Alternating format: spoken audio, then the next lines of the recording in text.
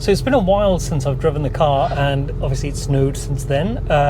You could probably tell by the pathetic snowman that's left over there. So the car's still covered in snow. There's condensation like you wouldn't believe. I've bought some of these condensation absorbing bags that you can dry in the radiator or in a microwave. They've got to go in the car yet. So I think I've got to wait a bit. I do have a chamois thing that I could use to dry the screen, but I guess that could take a while. I'm scared to use the wiper yet because it's a block of ice. I don't think I will use the wiper. The rear screen, you can see, is super steamed up. So I'm just going to clean it. No, I'm going to have to clean it with the chamois. Let's go.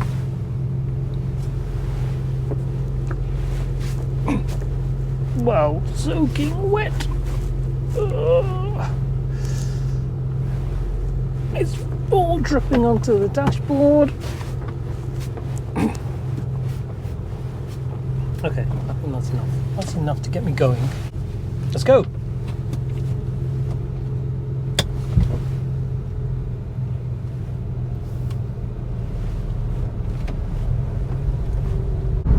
Oh my word, it's actually dripping off the back screen. So yeah, it's been parked for quite a while, and I've mopped up the water from the front, so it's dry in there, apart from the condensation still builds up even though it's empty. And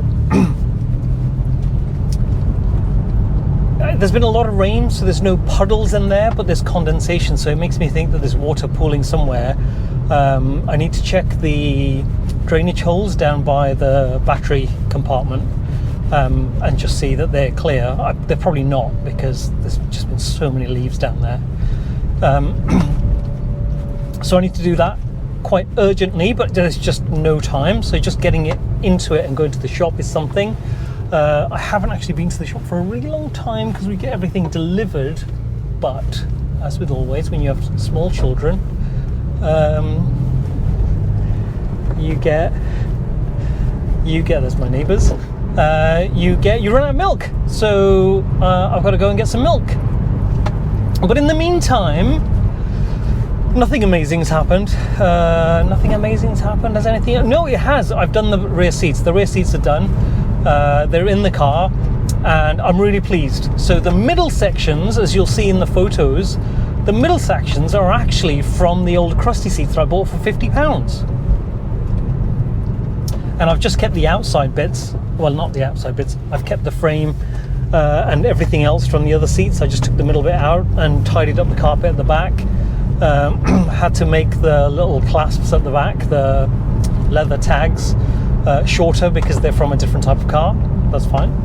So yes, the middle bits are it was a bugger to clean. So much time it took to clean, melt down. It felt like cement was on there. So I'm left with these crusty two seats now, with ill-fitting middle sections, with the plates the long way around, and all of the plywood in the back is knackered. So I've got a couple of things that I'm trying to get rid of, which are pretty decent, which are not Porsche related. But what I was going to do was just see if I put the crusty old seats on eBay, and whoever could guess the nearest to what they sell for would win those things. Now, I'd have to be clever about that, because I'd have to do it in a way that that person couldn't then go and bid that amount.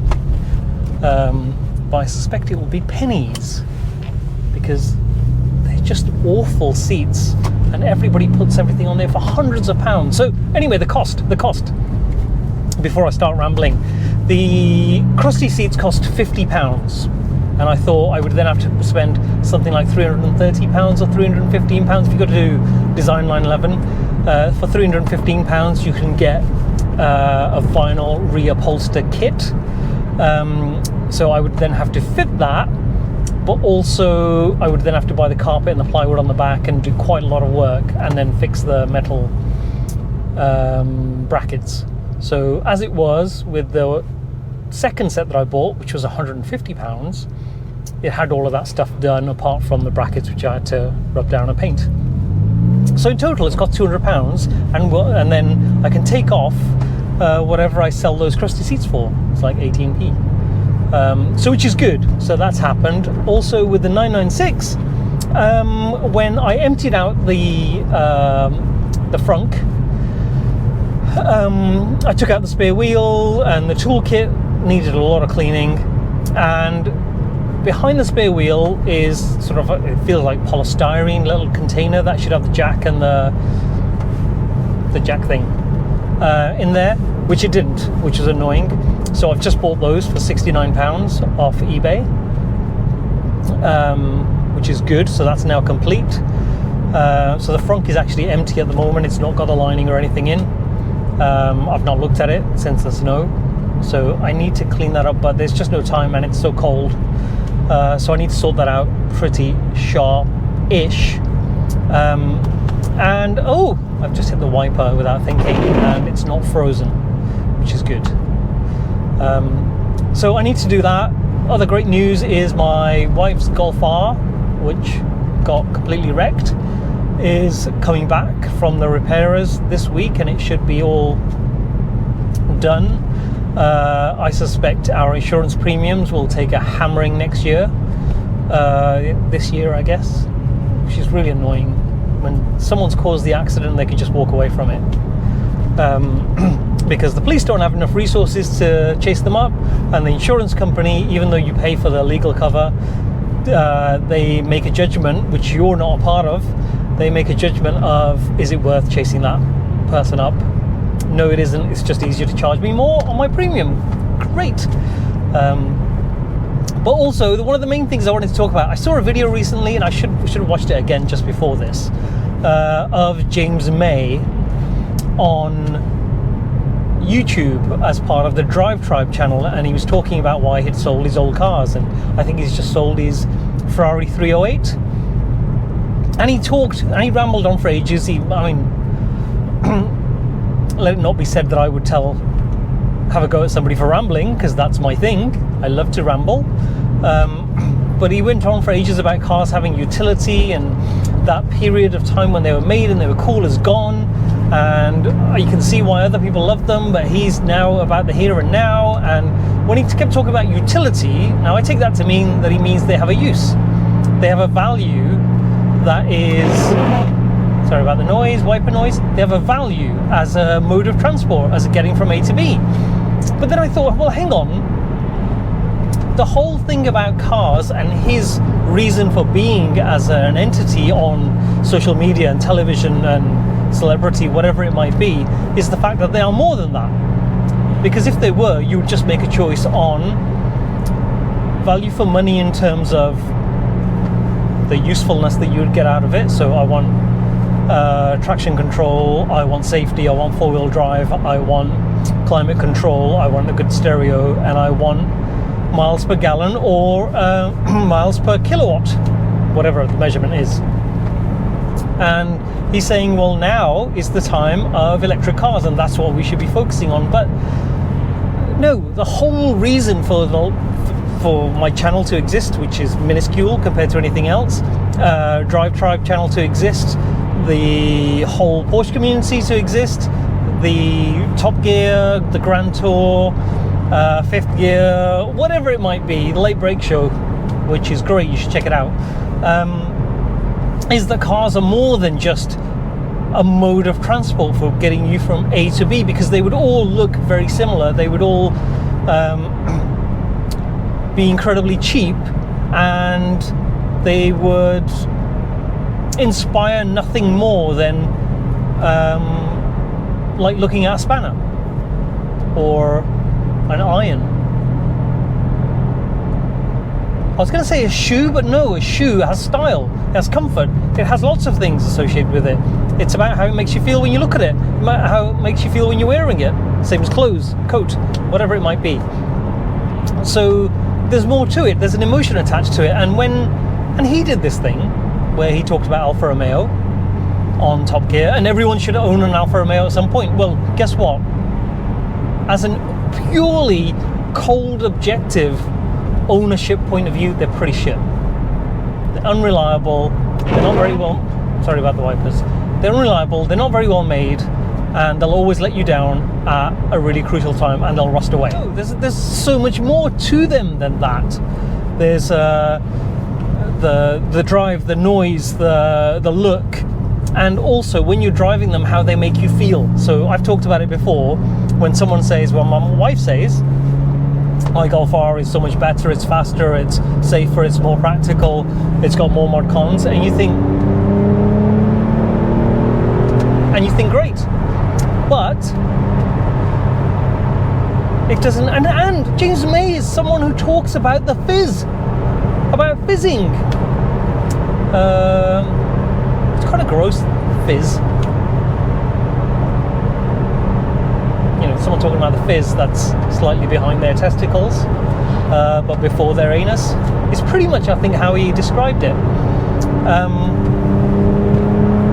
But anyway, and that's what he said. That's why he's got rid of his old cars, his 308, and he's only got electric cars apart from one. I think he has an Alpine or something. And then he starts doing a comparison. But then you're almost comparing things like when you talk about performance on paper. Performance on paper and performance and how you experience it and consume it are two different things. Because on paper, a Tesla is probably the fastest accelerating car that you can get. That's kind of, sort of, maybe affordable on the road. But then, does it make you feel the same as if this car makes me feel, or my 1968 MGB, or my 1966 Porsche 912? No, they are much, much, much slower, pedestrian, and yet they inspire a feeling that you can't get in something more modern without going super fast, without costing the earth. And I've described it before. It's that, not just the pure feeling of acceleration, but it's exhilaration as well, because you're accelerating, there's noise, there's smell, there's a slight feeling of terror, and yeah, back to the point, I don't know what he means. I do know what he means. It just doesn't make sense. It doesn't make sense because it's coming from him. It's like Jeremy Clarkson saying, I don't understand why petrol cars are still being made. I don't understand why someone would buy an old petrol car and still drive it. Then you'd go, well, hang on, no. People do that, which is why you exist, and people are interested in it. Not exist as a human being, but as an entity and a personality. So I don't understand that. Or maybe I'm just being a bit thick, which could be true. Yes. So anyway, that's the little rant that I wanted to have. On the 912, I've been thinking about what have I been thinking about? I've been thinking about getting a new carpet set, but it would mean taking the car apart and then fitting it, and then also looking at, do I need any welding done, in which case why would I fit that? Also needs a little bit of fettling, but I can't get it going at the moment because I don't really want to do that in the garage, and also I can't go outside because the roads have been salted like you wouldn't believe. And the other thing is, what's the other thing? The other thing is that, oh yeah, and should I think about fitting the sound deadening that goes behind the engine on my 912 without taking the engine out? I don't really want to take the engine out, but if I take off the air filter boxes on both carburetors, I should be able to roller on some glue and then slide the sound deadening down there and then roller that on. But then there's always the danger that it might come off and block an air hole or something, and my thermostat doesn't work, so I need to sort that out. But anyway, that was just a quick update, and I'm sure I'll have more to share when the weather changes and I've done some more work. Enough of a ramble. Thank you.